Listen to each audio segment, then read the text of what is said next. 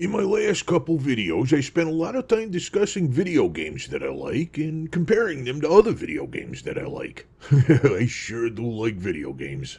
Yep. Anyway, let's discuss why I think Oscar the Grouch should pilot a Gundam.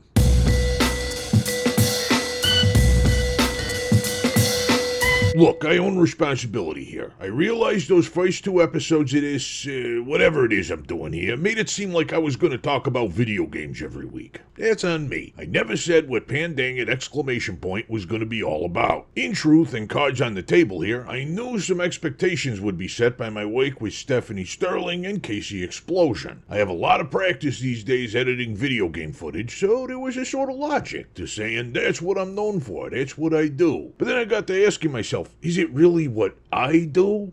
I mean, yes, it is, but like what I really do, like in my heart of hearts capital D do, is put too much thought into any weird thing that captures my interest. And this week, I'm interested in exploring why I think Oscar the Grouch should pilot a Gundam. Video games are only one of the many weird things I get up to. Video games are the thing I pause to go do a tarot reading for someone over Discord. Video games are what I save and exit when it's time to make a cool recipe I found. Video games produce the soundtracks I listen to while I'm building little models, drawing squirrel knights, and writing third-party TTRPG content. And not to put too fine a point on it, video games are becoming my job, which, side note, is always a good thing to do to your hobbies, right? Make them into a mandatory chore, because doing big numbers on social media requires a certain dedication to focused and analytic-driven decisions targeting engagement from key demographics, and it took me like 5 takes to say that sentence out loud without barfing a little. But the point I'm getting around to is, I do a ridiculous amount of nerd stuff with my entire nerd family, and I just feel constrained trying to force my creative energy towards a medium where I'm required to only talk about one specific nerd thing all the time without fail, because then I'd have a self-driven artistic outlet where I'm not allowed to explain why Oscar the Grouch would be the best Gundam pilot. Now, if you made it this far into the video, then I am assuming you do want to hear my reasoning behind this. And I further imagine this puts you in one of 3 camps. The first are those who actually want to hear my thoughts on this, we'll call you Team Oscar. The second are getting ready to argue with me about how my reasoning doesn't align with the Gundam canon or the established Sesame Street story or whatever. They can be Team Gundam. And the third got here via sheer sunk cost fallacy, and this lazy meta bit is likely the thing that finally lost their interest. We'll call them Team About to Leave, and oh, hey, don't forget to like and subscribe on your way out, please and thank you. As for you, Team Gundam, I'd be genuinely surprised if my reasoning falls in line with the Gundam canon, as I haven't watched any of it even once and did not even bother to look anything up for this video. My opinions Ray Oscar's Gundam suitability are as well informed as they are politically aligned, medically sound, or delicious. So the W is yours to take in the comments. I do think Gunpla are super cool though, and I wish I had the space and money to build and collect them. Now,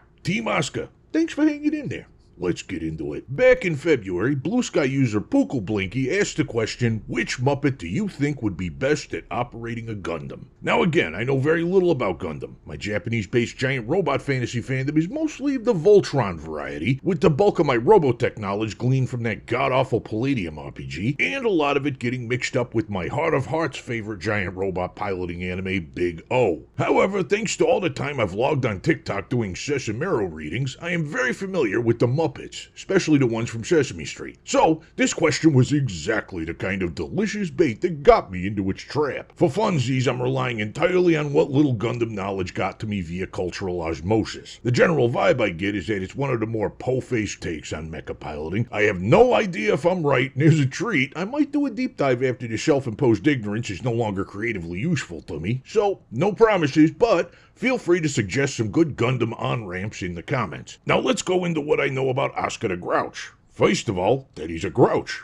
Duh. And I don't mean he's a bit salty to people. I mean grouches are an established species within Sesame Street canon, with their own customs, likes, dislikes, and ways of doing things. If one of us were to surround ourselves in trash, it'd be recognized as an unhealthy obsession. But in Oscar's culture, our trash is literally their treasure, and he's doing very well for himself. Another thing you gotta know about grouches is they're space-folding wizards whose tech level is slotted somewhere between Time Lords and Cthulhu. The inside of Oscar's trash bin is way bigger than the outside, allowing space for, and I swear this is all canon, an Olympic-sized swimming pool, a bowling alley, a farm, a pet elephant, space for the pet elephant to roam, and a portal to Grouchland. My own headcanon is that they'd love to share that tech with the other species. However, Grouchers know that when we say grouch, we mean it as a bad thing to be. Oscar might like us enough to give us a moldy orange to eat. He may even feel safe enough to offer us a place to dump all of our Harry Potter merchandise. But no way is he going to trust a bunch of warmongers like us with tech that'll drop us right on their capital city's doorstep. That said, they can work that techno-wizardry for themselves. And it's clear that Hoodoo, which they do so well, works better on things that are broken,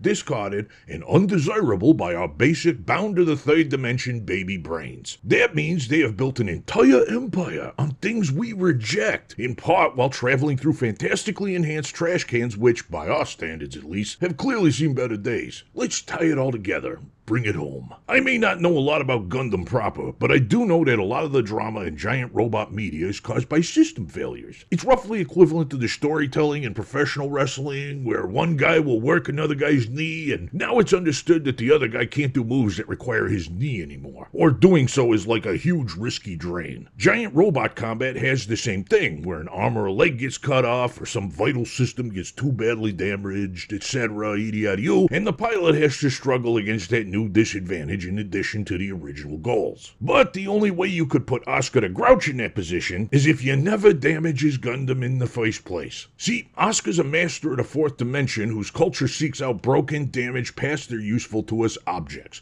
Presumably because it's important to how their special brand of magic works. Damaging his Gundam in any way is just shifting the balance of power more in his favor. And that's not even taking into account what he can do with the bits he carves off other Gundams. Imagine Oscar blasting some robot's arm off, then grabbing it and using it as a club. Just by merit of him using it, it gains a damage buff that increases the more shattered the arm gets. How precisely are you gonna tortured inner monologue your way out of a pilot that gets more powerful the more broken he gets? And gets more powerful the more broken you get. So yeah, Johnny Normality, and to a lesser extent Foul Whispers, you make a good case for Snuffleupagus. And Gleebix's rationale for Beaker is no slouch either. But Snuffy's a Pleistocene tulpa whose natural abilities would have made him better suited to stealth missions had they not made it so everyone could see him. And Beaker's constant, if not fan-favored state of trauma-informed stress only gives him thicker plot armor. As it concerns Muppets capable of not only piloting a Gundam, but understanding the very fundamentals of manipulating giant chunks of doomed metal well enough to turn them to his advantage, I don't think you're gonna beat Oscar the Grouch on that front. And that's why I think all YouTube videos should be bonkers, fun, over-nerding, instead of tightly focused algo feeding driven by projected expectations. Because if, for the sake of some dumb numbers, I just stuck to video games, or comic books, or anime, or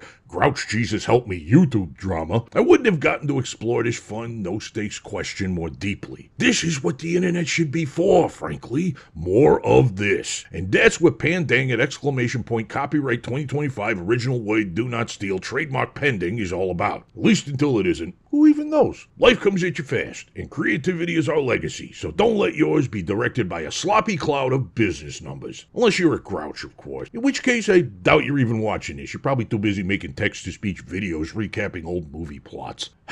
Viva la Grouchland, I suppose. I hate trash.